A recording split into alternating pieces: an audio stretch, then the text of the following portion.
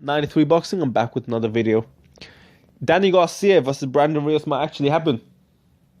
And, this kind of pissed people off in the YTBC because they want Danny Garcia against the top fighter and hopefully lose. Not hopefully for me. I don't want to see Danny Garcia lose, but a lot of people do. The thing with the whole situation is people feel like Danny Garcia lost to Keith Thurman. I had it a draw. That was a close fight. Some people had it winning, actually. And, it's not far-fetched, the idea of him winning, but I had it a draw. Danny Garcia fighting Rios is not really as bad as people think it is. Keep in mind, right? You're trying to say this guy cherry picks, okay? Look at Sugar Ray Leonard's resume. He's fought so many fighters that you've never heard of. Sugar Ray Robinson. Like, a lot of these great fighters, Rocky Marciano, a lot of these fighters they're fighting fighters that we've never heard of. Right? And you thought, these guys thought that Danny Garcia lost the fight with Keith Thurman. Well then, if he lost the fight with Keith Thurman, can he not take a tune-up fight? Is Brandon Rios not a good tune-up fight? So, I don't understand why people are complaining. If you thought he lost, why are you complaining for him to take a quote-unquote cherry pick? What's wrong with that? Right? It's one thing if you think he won, and then he's you could say, oh, he's cherry picking. Why is he cherry picking? He won. No. You think he lost, so let him take a tune-up fight and come back up stronger. Am I wrong? Keep in mind, right, it's also another thing. The reason why some of these greats fought, in my opinion, why they fought a lot, top fighters and then shit fighters, top fighters, shit fighters, top fighters, shit fighters. There's a few reasons for that. When you keep fighting top fighters, right? Like, let's say when you fight shit fighters and you go on to fight a top fighter, that guy's a top fighter, you're going to prepare that extra hard. Right? You're going to prepare extra hard, and every time you go against a top fighter, you just might be a bit more prepared than if you were just fighting top fighters consistently. Because if you keep fighting top fighters consistently, you're just fighting top fighters, you're not going to... To you, it's like, oh, this is not a regular fight, given that you only fight top fighters. But when you keep fighting bums, and then you fight a top fighter, when you fight like a bit low-level competition, then you fight a top fighter, it gets you up. It gets you, like, going. And keep in mind, right, wear and tear on your body. You don't always go hard all the time. Sometimes you have to take a, step, turn it down a notch. It's important for longevity in the sport. And that's how some of the greats fought, man.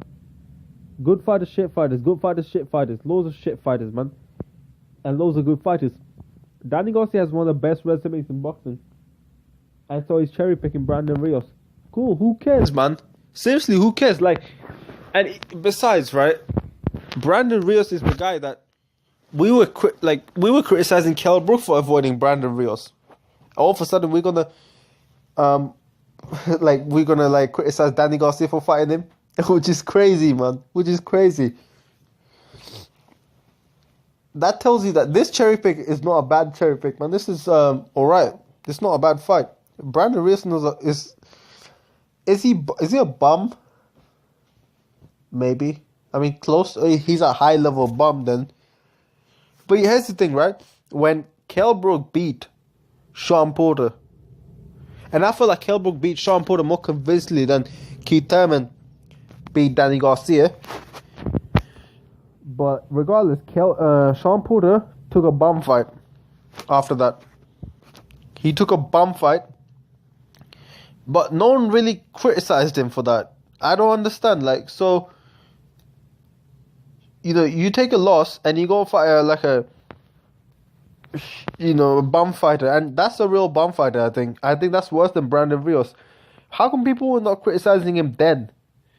But all of a sudden, Danny Garcia versus Brandon Rios might get made, and they hear this rumor and they're like, "What the fuck? Why is this getting made?" Blah blah blah. Like, come on, man, be real. That's just my opinion. I don't want anyone to get offended by this. Danny Garcia's not scared, man. These guys are not scared of no one, man. These top fighters, I actually think Danny Garcia has a good chance of beating Errol Spence. I genuinely think that. you guys think of it like this way, and I can see why. I know it's understandable. Oh, they're talking about, let's say, Keith Thurman and Kell Brook, right? And Errol Spence. They're like, hey, yo, Errol Spence beat Kell Brook. Errol Spence will definitely beat Thurman. I doubt Thurman can even beat Brook. Yo, even if Thurman loses to Brook and Spence beats Brook, that doesn't mean Spence will beat Thurman. There's plenty of examples for this. Bradley beat Marquez easily. Marquez knocked out Pacquiao, and actually, for most part, I feel like Marquez got the better of Pacquiao out of all the 4 fights, or at least competitive fights, so you can put them on a similar level. So Bradley beats Marquez easily. Marquez and Pacquiao is kind of on a similar level because they've proven themselves to be a similar level. So Bradley's also going to beat Pacquiao really easily. That never happened.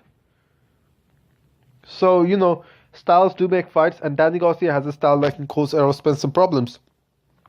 Errol Spence is a come-forward fighter. He's not a backing, moving around fighter. He doesn't just, quote-unquote, like people say about Thurman, run.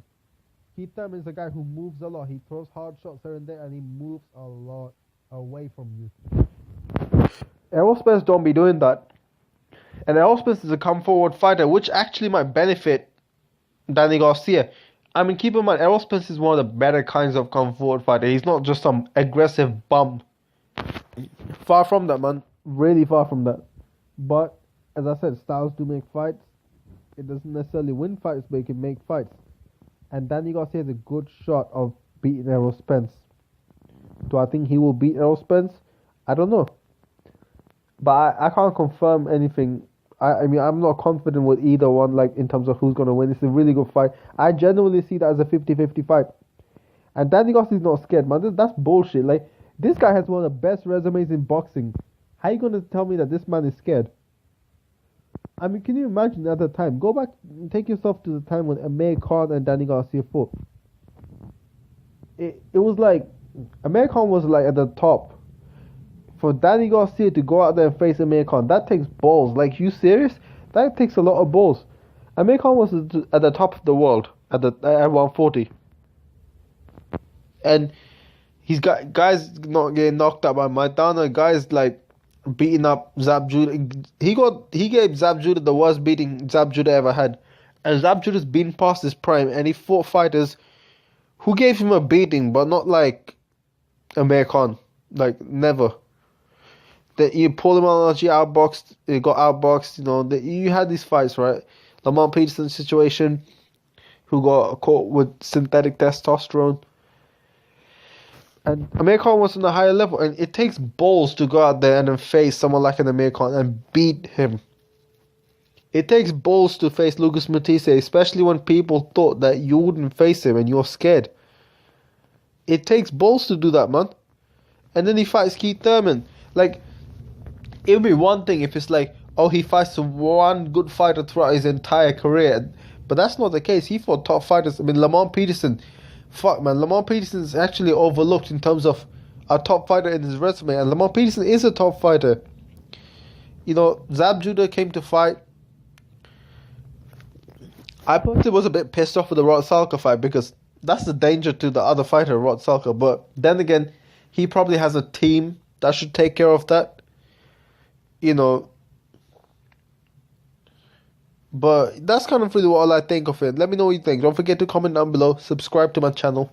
93 Boxing. I'm out.